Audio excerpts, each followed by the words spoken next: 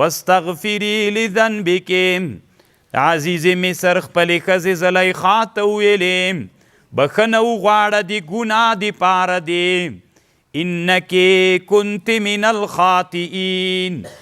ته وې له خاطئینو نه له هغه کسانو نه طالبانو علامه شهاب الدین علوسی رحمه الله دلته یوه خبر کړې ده داسې لیکلي دي وایي که چېرته دا عزیز مصر وی دا ډېر داسې بې غیرته سړی و وی دا د مصر په خاوره کې په اقلیم د قطفیر کې قطفیر طالبانو مصر کې یو ځای د دې چې خاوره کې دا بې غیرتي پرته وه نورې ښځې ته صرف دومره ویلې وایي ته بخښنه وغواړه لذنبکې انکې کنت من الخاطئین بس او علامه ابن خلدون وایي طالبانو دا مځکې څه دي هوا وې جغرافي موقعیتونه دا د انسانان په مزاجونو باندې څوک کوي تاثیر لري علامه ابن خلدون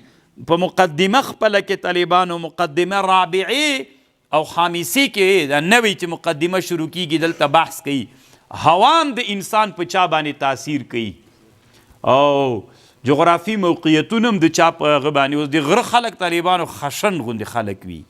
او د بازار خلک بل رقم دي هغسې هم بغیر له دې نه تاثیر کوي تاسې هلته یو دغه وګورئ دنیا کې طالبانو د رقص ډېر شوقیان حبش دي رقص و ګډېدا اصل کې طالبانو رقص اول دنیا کې پیدا کړی هم افریقایانو ده هغوی هغه ده هغوی ته دا ګډېدا او دا شیان خوند ورکوي ولې ورکوي هلته ابن خلدون بحث پې باندې کړی بیا یې وګورئ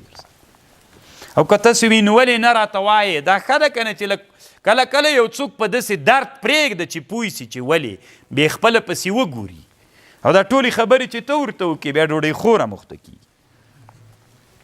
روح المانی وی دې بې غیرته ته ګوره او د تاریخ دې غیرتي ته ګوره یوه نادره یې کړې روح المانی طالبانو و یو ورځ په المغرب کې داسې نادره وه وی مجلس ناستو طالبانو په دې مجلس کې وایي د بادشاه یا د کوم سړي بادشاه و نو د بادشاه یوه سندرغاړې وله د مجلس ته یې سندرې ویلې خو دا سندرې یې د پردې شاته ویلې مجلس کې نه وه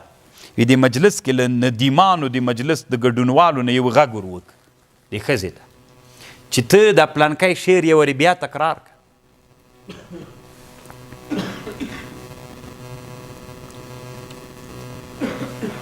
وی چې دا یې ورته وویلې وی باچا ته ذاتي غوسه ورغله